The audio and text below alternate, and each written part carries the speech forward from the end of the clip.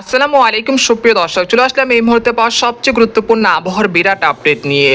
এবার শক্তিশালী হতে চলেছে মৌসুমি বায়ু, যার ফলে এখন থেকে পরবর্তী 24 ঘন্টার মধ্যেই খুলনা, বরিশাল, চট্টগ্রাম, ঢাকা, রাজশাহী, ময়মনসিংহ, সিলেট এবং পশ্চিমবঙ্গের কলকাতা সংলগ্ন একাধিক জেলায় ভারী থেকে অতি ভারী বৃষ্টিপাতের রেড অ্যালার্ট জারি করেছে বাংলাদেশ ও ভারতীয় আবহাওয়া দপ্তর।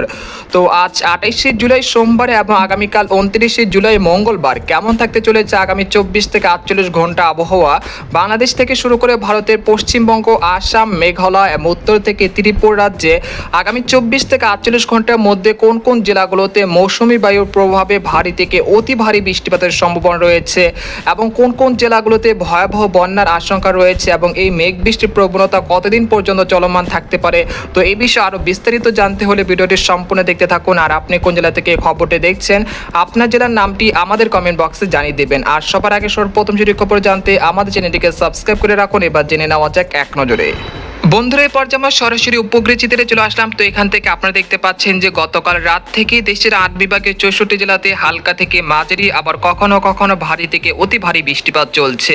তো এই মুহূর্তে দেখা যাচ্ছে যে রাজধানী ঢাকা, ফরিদপুর, মাদারীপুর, শিবচর, ধামরাই, নাগারপুর, শিবালয়, বালিয়াকান্দি, পাংশা, নরসিংদী, কাপাসিয়া, কটিয়াদি, কিশোরগঞ্জ, ভালুকা, তিরিশাল এইসব জেলা কোথাও কোথাও বিক্ষিপ্ত আকারে বৃষ্টি এবং ভারী থেকে অতি ভারী বৃষ্টিপাত চলছে।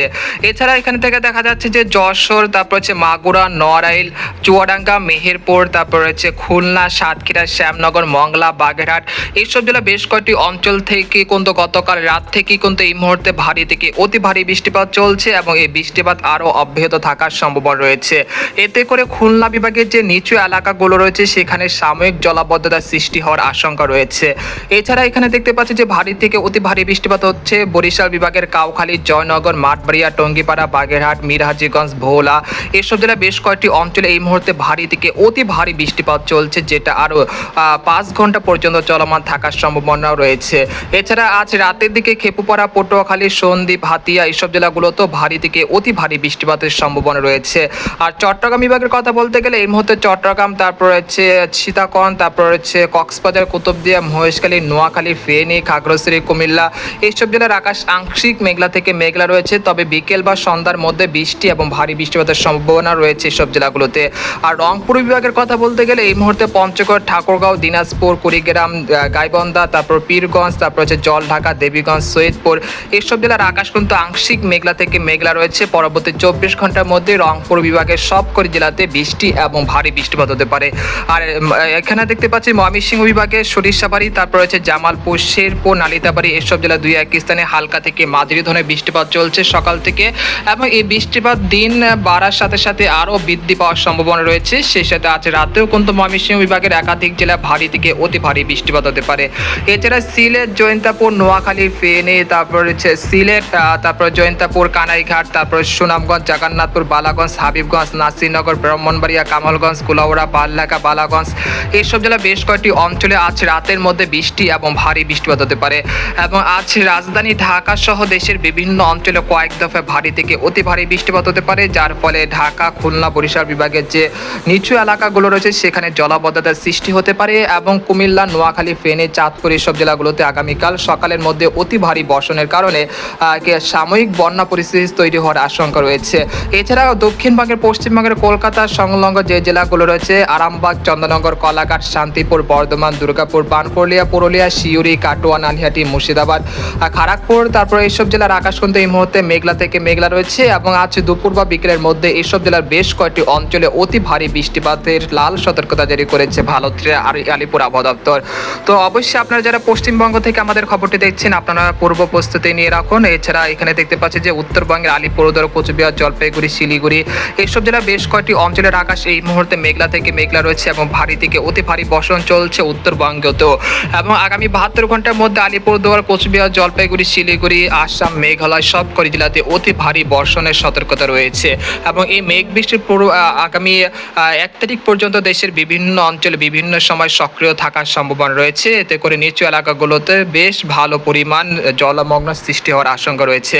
তো আগামীকাল কীরকম আবহাওয়া থাকবে সেজন্য আমরা ইউরোপিয়ান যে মেঘের বার্তা রয়েছে সেখানে আমরা সরাসরি চলে আসলাম 29 তারিখ মঙ্গলবার।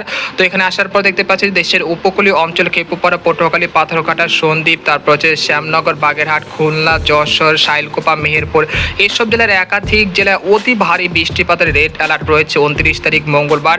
এবং দেখতে পাচ্ছি যে ভারতের পশ্চিমবঙ্গের কলকাতা, তারপর হচ্ছে আরামবাগ, বর্ধমান, তারপর হচ্ছে হলদিবাড়ি, গঙ্গাসাগর এইসব জেলায় বেশ কয়েকটি অঞ্চলে অতি ভারী বৃষ্টিপাত হতে পারে 29 তারিখ মঙ্গলবার সকাল 6টার দিকে। এরপর আমরা সকাল 10টার দিকে আসার পর দেখতে পাচ্ছি দেশের উপকূলীয় অঞ্চলগুলোতে লাগাতার অতি ভারী বৃষ্টিপাত অব্যাহত রয়েছে। একই সঙ্গে এখানে দেখতে পাচ্ছি মেহেরপুর, তারপর রয়েছে পাবনা, নাগারপুর, সাইলকোপা, সিরাজগঞ্জ এইসব জেলাগুলোতেও হালকা থেকে মাঝারি ধরনের ভারী থেকে ভারী বর্ষণের সম্ভাবনা রয়েছে। এরপর আমরা দুপুর 12টার দিকে চলে আসার পর দেখতে পাচ্ছি যে রাজধানী ঢাকার আকাশ বেশ মেঘলা থেকে মেঘলা থাকতে পারে। একই সঙ্গে ময়মনসিংহ, সিলেট, রংপুর, রাজশাহী বিভাগের আকাশও বেশ মেঘলা থেকে মেঘলা থাকতে পারে।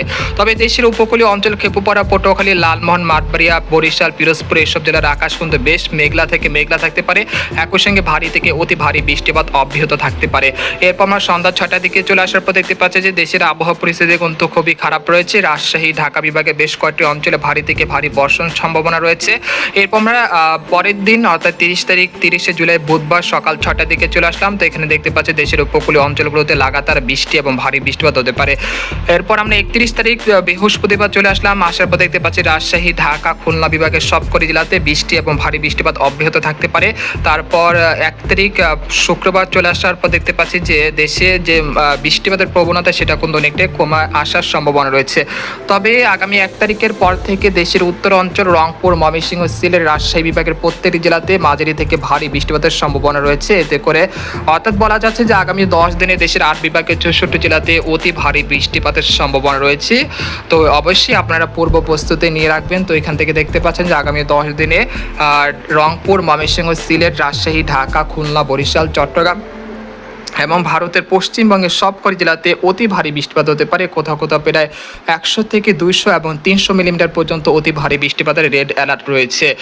আর বঙ্গোপসাগর অবস্থার কথা বলতে গেলে এই মুহূর্তে বঙ্গোপসাগর বেশ উত্তাল রয়েছে এবং এই বঙ্গোপসাগর স্বাভাবিক হতে আগামী 1 তারিখ পর্যন্ত সময় লেগে যেতে পারে। তো যারা মাছ ধরা ট্রলার নিয়ে গভীর সাগরে যেতে চাচ্ছেন তারা উপকূলের কাছাকাছি থেকে সাবধানতার সাথে চলাচল করুন। তো আজকের খবর এখানে শেষ করতে চাচ্ছি। সবাই ভালো থাকুন, সুস্থ থাকুন, আল্লাহ হাফেজ।